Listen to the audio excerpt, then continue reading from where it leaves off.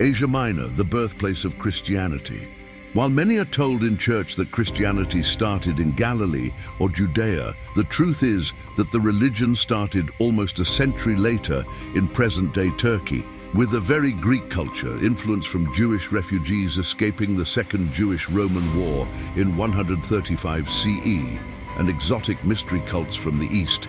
Asia Minor was a hotbed for new religious movements in the time of the Roman Empire. Supposing its authenticity, our first historical mention of any Christians is actually from a governor of the region, Pliny the Younger, writing about them in the early 2nd century.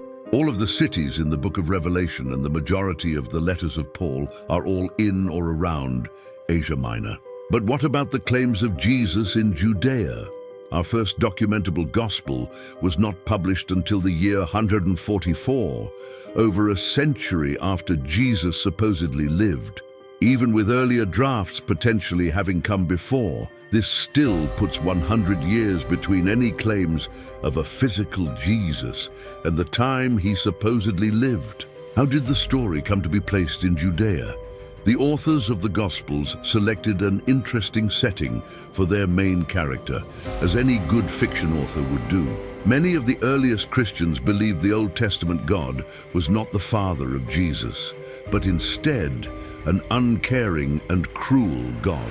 To redeem humanity, Jesus would be placed in the same area as the cruel God, so he can save people on behalf of his actual father, a completely different and loving God. This is not even close to what Christianity believes today, thanks to nearly 2,000 years of edits, additions, and propaganda. But research now shows that Christianity started in a much different manner and much different place than its followers claim. It might sound crazy, but it's true. Want more evidence? Read about the start of Christianity in Christ before Jesus. Available now on Amazon.